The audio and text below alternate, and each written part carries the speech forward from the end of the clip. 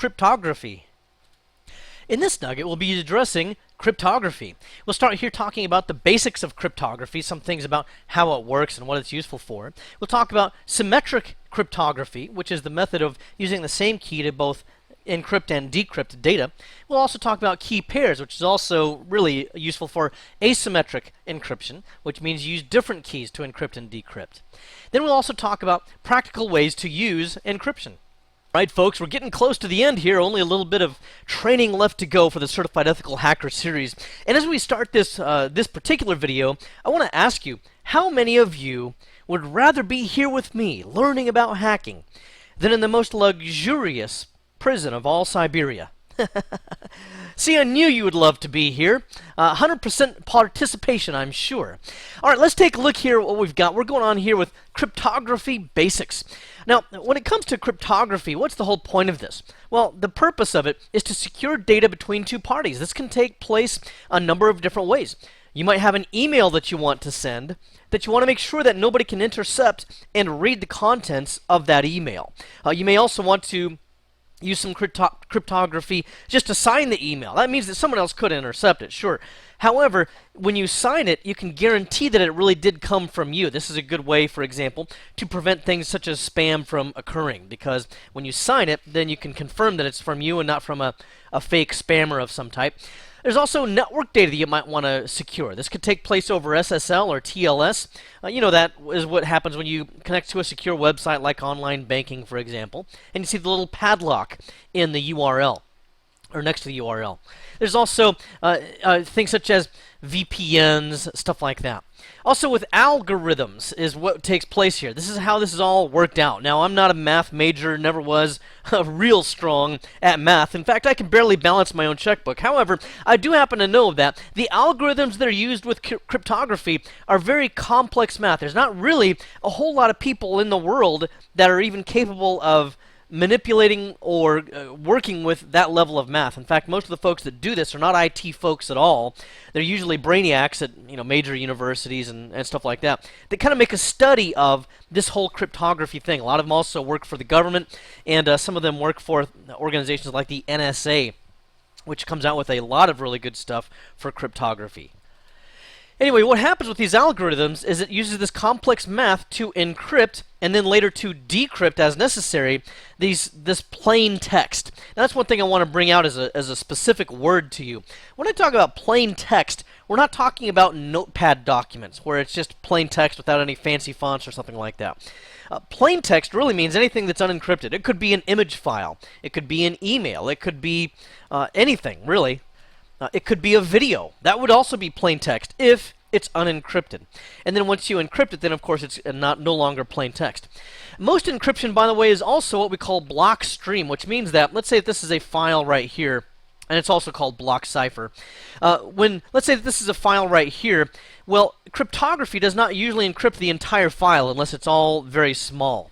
What happens is it does it in blocks. Like usually it's going to be 64K blocks. So the cipher will go against this block and encrypt it and give us a result down here that's an encrypted version of that 64K block. And it does it usually 64K blocks at a time until the whole thing is reassembled as an encrypted file, as you can see, like this.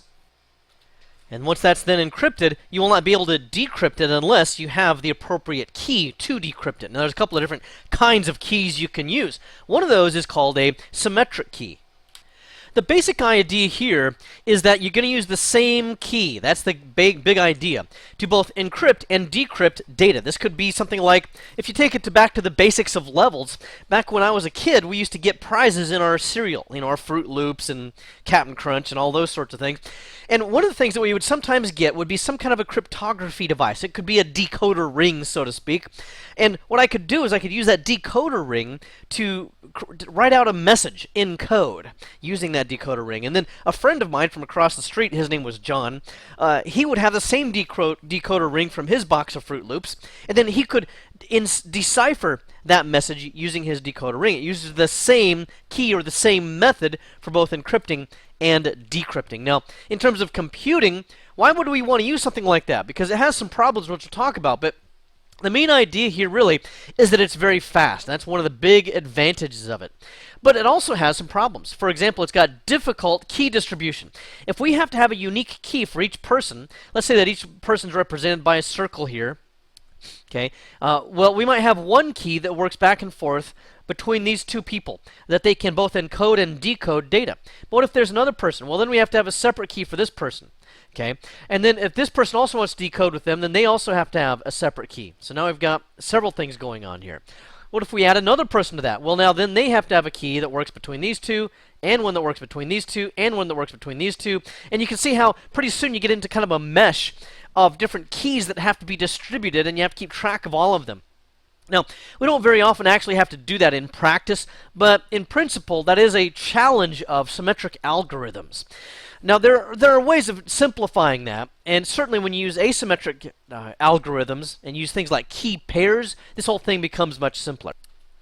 Also, those keys have to be protected. I mean, my friend John across the street, we had the same decoder ring, but what if our friend to the right of where I used to live, they had a gigantic Saint Bernard that used to terrify me as a kid because it was huge and it would, jump on me and slobber all over my face. It was nasty. Anyway, so maybe we always shunned that kid because he had that big Saint Bernard dog, and anytime we'd play with him, we'd get attacked by that dog. Not really attacked, he was just a loving animal. But anyway, if we didn't want that kid to participate in our little secret notes, then we would not ever want him to have the same decoder ring from the Fruit Loops box. So we have to protect the key so that nobody else gets a hold of it. Also, that's the other thing. If these two people are participating in some kind of encryption, then how does this person get the appropriate key to this person? Well, maybe they have to email it or transfer it over the network or something like that. Now, if that takes place, then a third person here might be able to siphon that off of the network and also have the key. So that's a difficulty when it comes to protecting those keys. Other methods that are asymmetric, such as, again, key exchanges using PKI, for example, well, the key itself never actually gets transmitted in that way, so it's much more secure. Also, this is something that lacks non-repudiation. For example, if I were to send a message to my friend using a decoder ring, it could have actually come from some enemy or somebody else that we did not want to have participating in this if they got a hold of the same key. And they could claim that it came from my friend when it really did not. Well, non-repudiation means that if I send something to you, I'm able to guarantee that it actually did come from me. Well, symmetric algorithms do not allow for that because anybody could encrypt that data. And you can also see here that I'm suggesting you see the study guide for those specific algorithms. Now, this is important for the Certified Ethical Hacker exam for all of the things we'll look at here in the study guide here for cryptography. One of the key things to remember is the number of bits that are involved in the key. As a general rule, the longer the bit length, the more secure the encryption is. And the reason for that is because it introduces more randomness into the encryption profile. A longer key does not always mean the best encryption. For example, something like Blowfish with 448 bit up to that length of a key. That sounds pretty long, and it actually is, but there are other encryption algorithms that might actually be more secure even though they use a shorter key just because the math is different or something like that. So anyway, be aware of the various types of encryption that are involved. These are symmetric algorithms, and you need to know the key lengths of them all, I would say. Okay, so just keep that in mind, and you see notes here. I'm not going to elaborate too much on all of these, but you see notes here about each one. I would just make sure that you're pretty familiar with each one of these, and that you can kind of regurgitate those as necessary for exam purposes. I will say just briefly here, however, let me go back up here. Twofish and Blowfish are not usually Microsoft ideas or implemented in a Microsoft infrastructure. RC can be to a certain degree because these can be used in various types of encryption that Microsoft uses. Generally speaking, it's going to be RC5. Okay, and then DES is not used very often at all anymore because it's not really a very long key and it's not usually generally considered secure.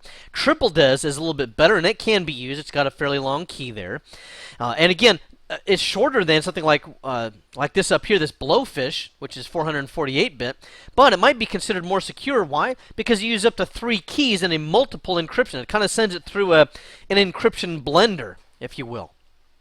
Then the current gold standard is the advanced encryption standard, and it uses 128, 192, and 256-bit keys. Again, might not be as long as some of the others.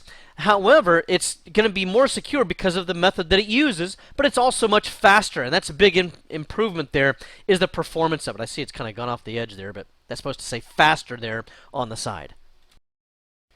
Now, for asymmetric cryptography, we work with key pairs. In fact, I should probably put asymmetric up here somewhere so that you can see it. Asymmetric. Some people say asymmetric. I say asymmetric. You know, potato, potato. Okay, what we have here is two keys. One is the public key and one is the private key. The private key, of course, being the one that you want to secure and protect.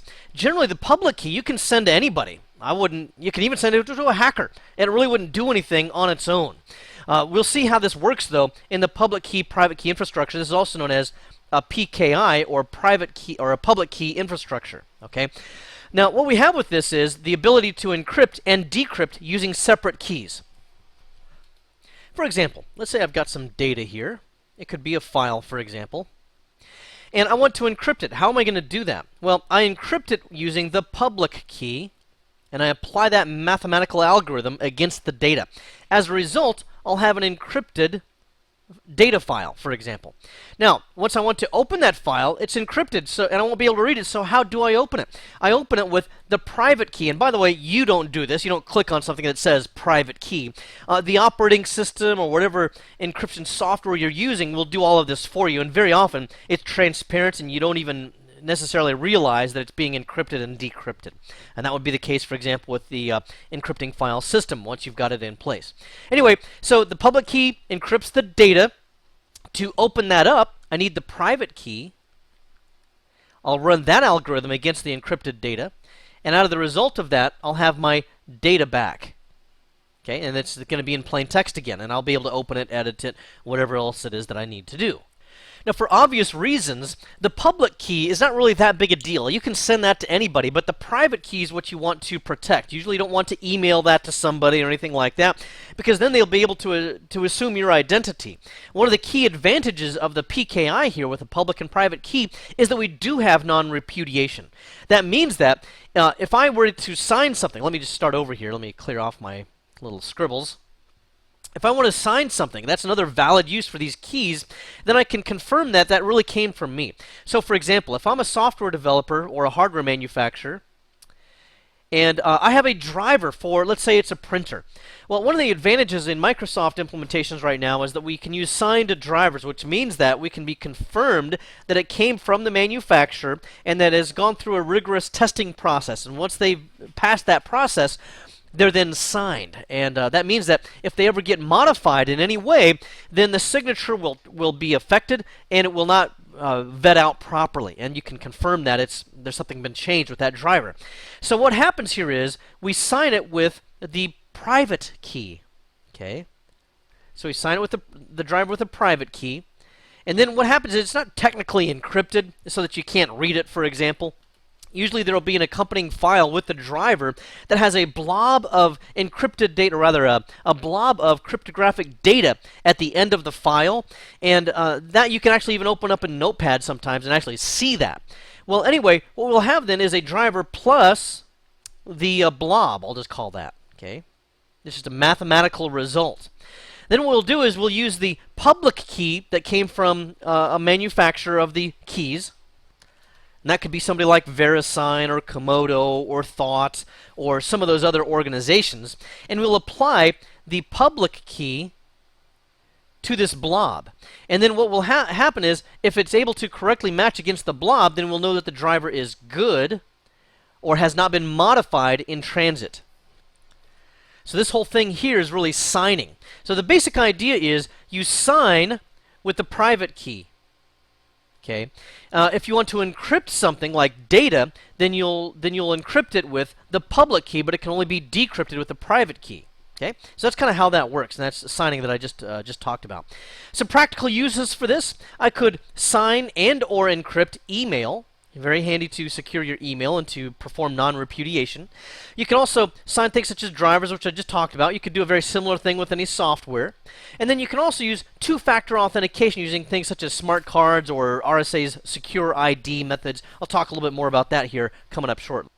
And then going back to our study guide here, you see that we do have asymmetric algorithms here, and there's a number of different methods that you can use. One of those would be Diffie-Hellman, which is a key exchange protocol, of course, and it's used in SSL and IPsec. It's a very good method. By the way, a lot of these are named after the founders.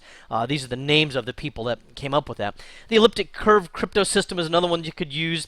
This is one, just a quick interesting note I find about this one. One of the challenges that comes up with mathematicians, they have these contests to see what it would take to crack these keys sometimes, or crack the algorithm, and it was just cracked with 200 PlayStation 3 game consoles in 2009, and 2,600 computers running for 17 months in April 2004. So I don't know who comes up with these things, but it's kind of fun. Anyway, one of the ones the most commonly used right now as well is RSA. It's named again after the founders here. RSA is also an organization or a company that has very good security products, although they've also recently been hacked. I think it was just this past year, in 2011, in fact. This is the basis of public and private keys for encryption and decryption. It's pretty strong encryption using two large prime numbers. And then the key sizes are up to 4,096 bits. It's pretty much accepted as the current standard there.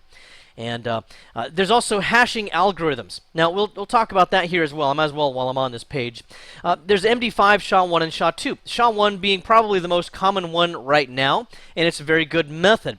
There are other methods for using this as well, such as SHA-256, SHA-384, SHA-512, but they don't seem to have a prominence on the Certified Ethical Hacker exam. Obviously, the higher you go there, the more secure the encryption is. SHA-1, for example, as you can see here, uses a 160-bit key, which is something, again, I would be very well aware of. Obviously, if you use a SHA-256 or 512 or something like that, it's going to be more secure because it uses a longer key. Now, the reason why you would choose 160-bit as opposed to some of those shorter keys is only because the calculation is faster, so you're looking for performance there. Okay, I'll show you how that might look at a certificate here in a little while as well. And then I have some very important notes that I would keep in mind down here. I'm not going to elaborate on those right now, but read those certainly in your study guide. And before I even move on, I think I'm going to just show you a template here that I have open. What's this from? This is from a network device. I have a Windows Server 2008 server that I can use to create templates. And in this particular case, it would create a template for a network device. For example, a lot of the Cisco devices come out now that will accept a certificate so that my clients will not be able to communicate with that device unless it has the appropriate certificate on it. And that's how we prevent hackers from coming into the building and plugging in their own routers or their own switches or other network devices and fooling the rest of my network into thinking that they are actually legit. Well, if they were to try to do that now, they would not be able to communicate with those devices because they don't have my certificates. So I might use this template here to create a certificate that I can apply to my own legitimate routers and switches. Anyway, it's a little bit off topic, just gives you an idea of how you could use it. But we could use an algorithm like RSA, and again, I can increase the key bit there to 4096 if I wanted to. I can also request a hash. You see, what happens here is the hash is used to confirm the certificate. So that once I run the certificate against the hash, if it doesn't come out with the same result, then we know that it's a false certificate or it got corrupt or something like that. And you can use many different hash lengths here, and you can see here where you can go up to 512. MDs are okay, but generally speaking, we're gravitating towards SHA of any length at this time. And again, the SHA-1 calculates faster than the 512 or any of the others. That's why we generally will use that one. Now then, what are some ways I might actually use encryption? One of those would be to use the encrypting file system, or EFS, which has been available since about Windows 2000. And this uses certificates to encrypt and decrypt files. By the way of example, let me go ahead and take a look here. I've got a Windows Vista computer open here, but this again would apply to any current version of Windows. And maybe within this list, I had a Christmas list. These are things that I'm thinking of buying for my wife. Now, let's say that there's a file or two that I want to conceal from my wife so that she does not see what they are. No, it's not that. What I'm going to try to conceal is this Christmas list, folks. Okay, thanks for thinking good things about me. Anyway, we'll right-click on this to conceal the contents of this Christmas list, and I'll go to Properties. And the general thought is, well, wouldn't you go to Security because you want to make it more secure against, so that your wife wouldn't see it? Well, you could do that by NTFS permissions, but in our case, when we're talking about encryption, NTFS doesn't do anything to encrypt it directly. But you have to have an NTFS file system on the hard drive in order to be able to apply encryption by clicking on Advanced and then clicking on Encrypt Contents to secure data. Once you've done that and click OK, then we can encrypt the file in the parent folder, and that's only recommended because that would then allow anything that goes into that folder to automatically be encrypted, and it wouldn't overlook something by accident. But in my case, I really want to encrypt only that one file, and so then I would click OK and OK. Now here it tells me that I've got a file encryption key, and you can then back that up into various locations. You can never back it up later, and so on. You can store it on a removable media. You don't need to know all this for the exam purposes, but I'm just telling you that you can export it. If you cancel this wizard, you can still doing that, going to an MMC console and opening up certificates in that MMC console. A little bit beyond our scope, though. So anyway, here's the Christmas list. Now I can still open this up, and it's pretty much transparent to me once I've encrypted it. So I double click on it, and we can see here that I can see all the stuff that I need to get my wife for Christmas. No, actually, I have to be honest here. My wife is actually very modest in terms of her material desires, and so she doesn't really need all that much jewelry. In fact, I'm thinking of just getting her one of those skull rings from a gumball machine. Anyway, but just to be facetious, I put all this stuff in here. Now, you can see that it opened up transparently for me, but that if I were to open it up as a different user, I would be unable to. Let me show you. So here I'm logging on as wife. That's the user account that I created, just called wife. And then jumping ahead here, I went ahead and went to the appropriate folder where the Christmas list is, and if she tries to double-click on it, access is denied. Again, she can read the name of the list, but she cannot open it up. Now, one thing to keep in mind here is that if she's got the appropriate NTFS permissions, she could right-click on it and delete it, but otherwise, she's not able to open up the document.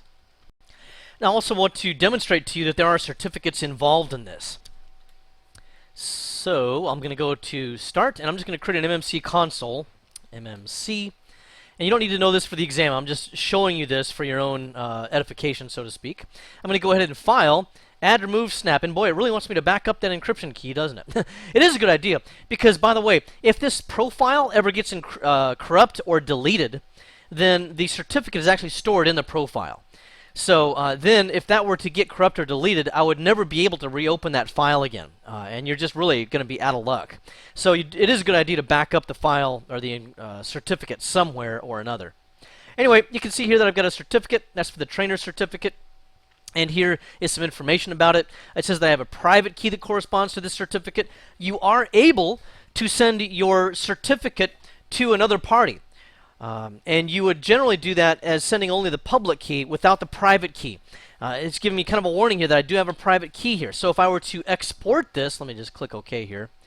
If I were to export this, which is pretty much the same as backing it up, there will be an option in there to export the private key or not. Again, not an exam issue, but you got to be very careful about exporting the private key.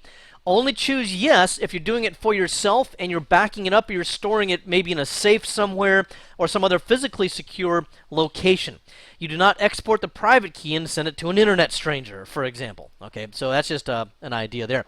Anyway, when I double click on this, we can see that it's got some details in here. It says it was using a signature algorithm, the SHA-1 and RSA. Those are the algorithms that were both used in this. It's a version 3 certificate. There's several different versions which give you increasing levels of security. Version 3 is the top one right now in Microsoft organizations.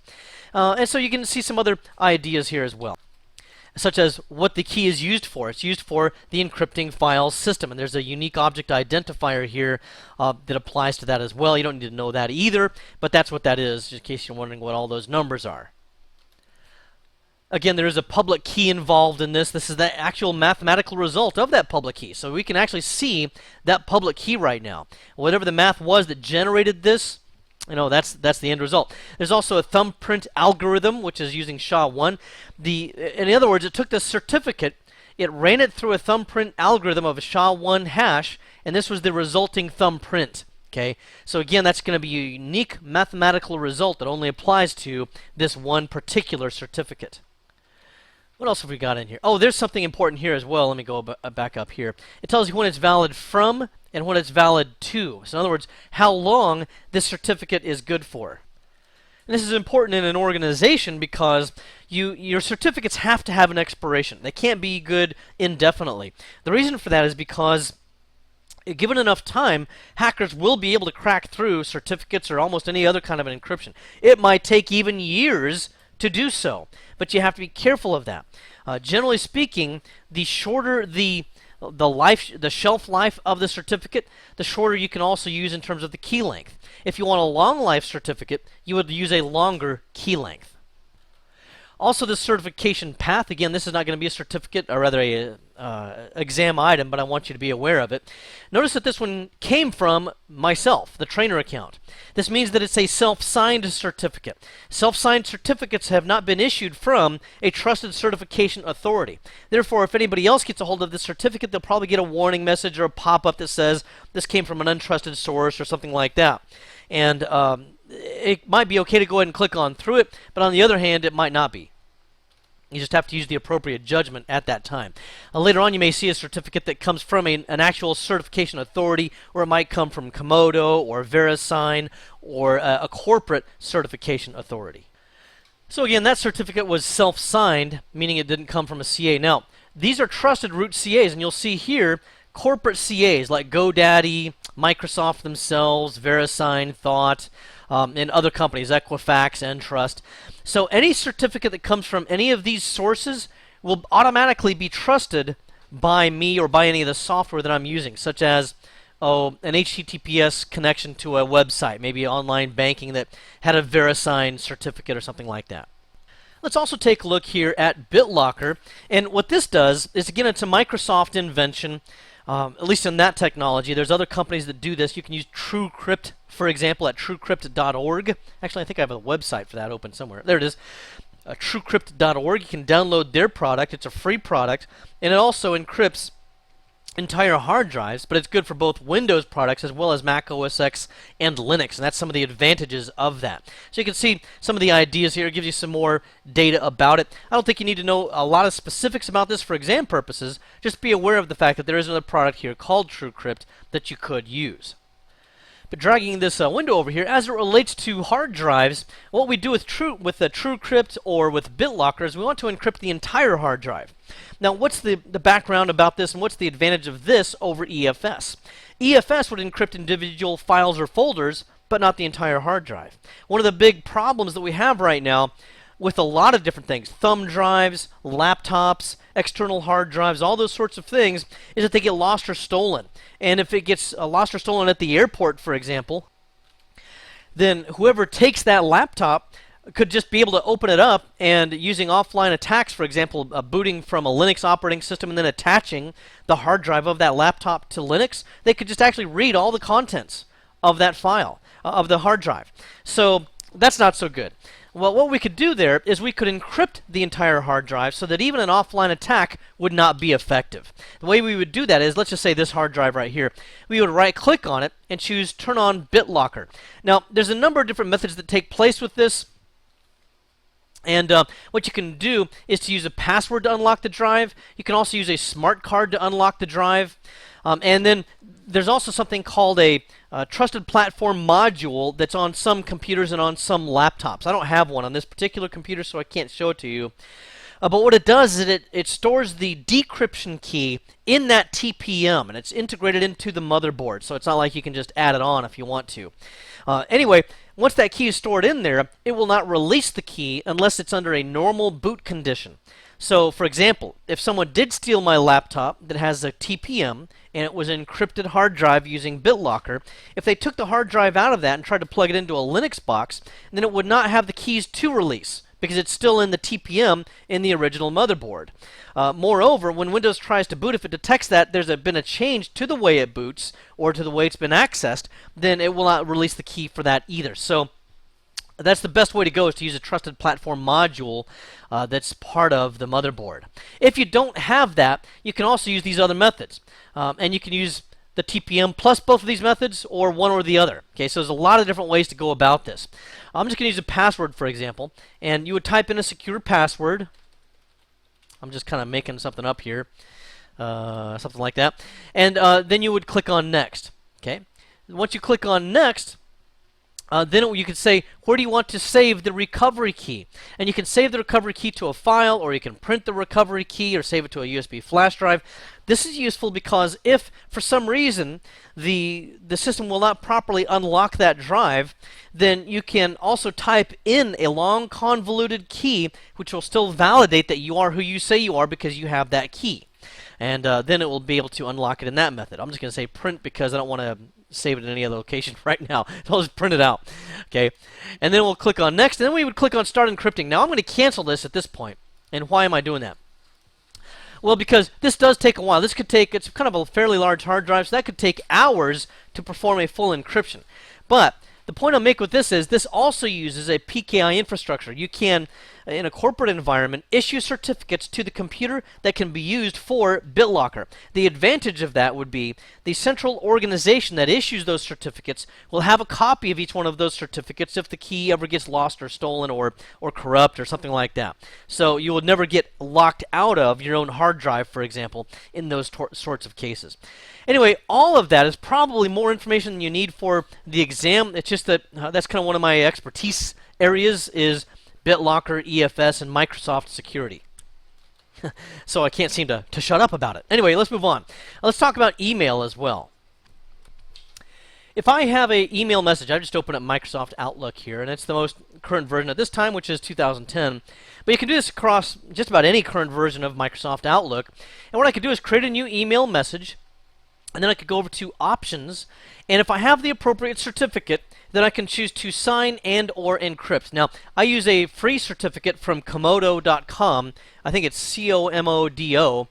I think that's what it is. Anyway, I downloaded it a while ago, and sometimes I use it, but I could use that to sign this. Now, the one that I downloaded from them in Outlook only allows you to sign it and not also encrypt it. But given the appropriate certificate, maybe one that you issued from a CA, for example, you could also encrypt.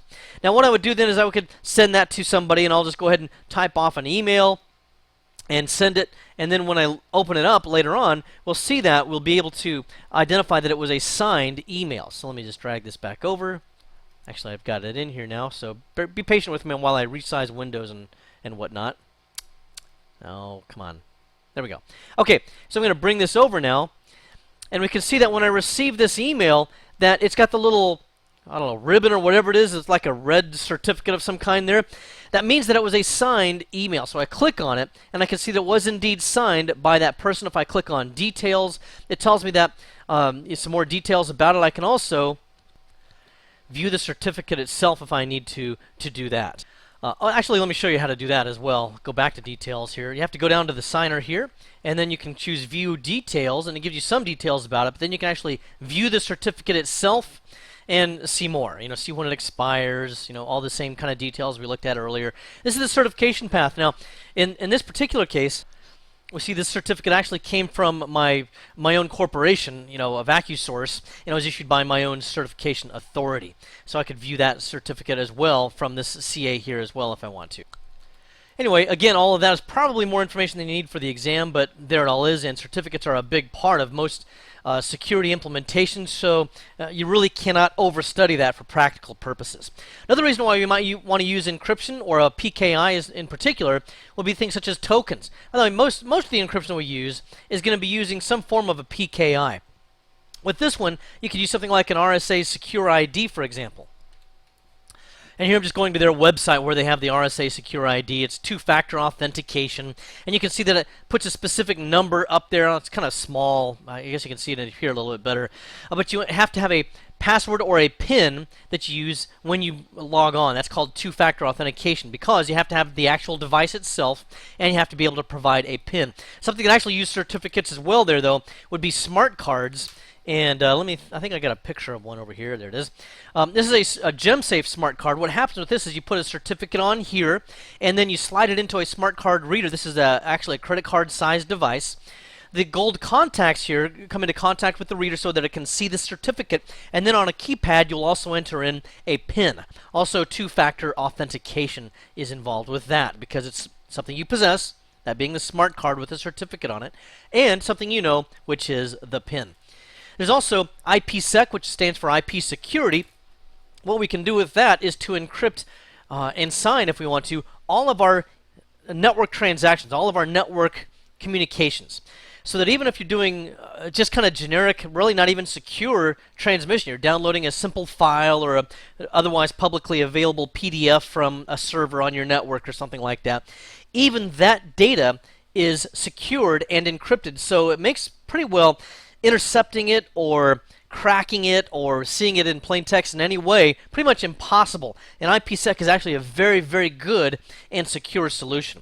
You can also use various levels of encryptions for VPN, such as PPTP, which is point-to-point tunneling protocol. But if you wanted to use something like a PKI infrastructure, then you would use something more like L2TP, which is layer 2 tunneling protocol. Or even some of the more current methods from Microsoft with Windows Server 2008 and Windows 7, which even use SSH to be able to do this. Actually, it's TLS, which is the more current version, which is transport layer security. Alright, now for other demos in this particular nugget, I'm going to conclude here shortly, but there's not really a lot to demonstrate here apart from how to secure or how to encrypt, much of which I've already shown you. Because these are actually pretty good methods for encryption, using things such as EFS or BitLocker. They're not uncrackable. There are ways to get to some of them. For example, with BitLocker, that has been sort of hacked. And when I say sort of, this is what I mean. Some people, I think some students over at Princeton, in fact, figure out a way to be able to access a BitLocker hard drive and to be able to extract the key from memory. Yeah, because you see, the key is actually stored in memory while the system is booted up. Now, the general consensus is, or the general belief, has been that when the power shuts off of the laptop, let's say, all that's in memory gets cleared off. But that's not actually true. With current memory in RAM, there is actually data that's left in RAM for a period of time. So what they've been able to do is they've been able to freeze the RAM modules. So if they were to steal this laptop immediately, let's say, and it was turned on and the BitLocker key had been opened and the hard drive accessed, if they could rip it out of your hands, run to a different room real quick there, and then just power it off without actually doing a proper shutdown, remove the cover, and then freeze the memory module that you can see there. They just turned a can of, duster upside down where the Freon or whatever it is, the coolant comes out.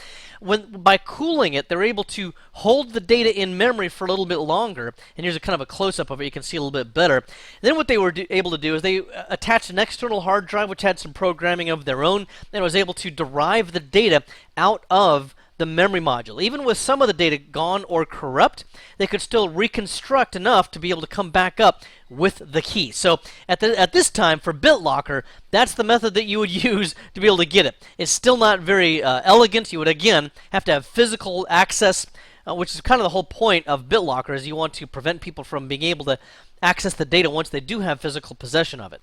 So anyway, it's a little bit far-fetched in this regard because, again, they would have to not only steal it from you while you had it running, but be able to immediately cool it off, and they practically would have to do this right in front of you in order to be able to get away with it. In this nugget, we talked about cryptography. We started off talking about the basics, such as the purpose of cryptography, some of the algorithms that are used. And remember, be sure to use the study guide to look carefully at those various algorithms. We also took a look at the encryption, the fact that it's used a block-based system or a block cipher to do most of the encryption. Also, we addressed symmetric encryption, which is the process of using the same key to both encrypt and decrypt data, but you could also use a key pair, which has a different kind of a purpose, but the advantage of a key pair is that you don't use the same key. Then you would have the public key that you encrypt with and the private key that you decrypt with, or if you're going to do signing, then remember, you sign with the private key and you read the signature with the public key. Also, when it comes to using encryption, I talked about the ability to use things such as two-factor authentication like smart cards. We can also use various types of encryption such as EFS or BitLocker, both from Microsoft, to be able to secure our data. Well, I hope this has been informative for you, and I'd like to thank you for viewing.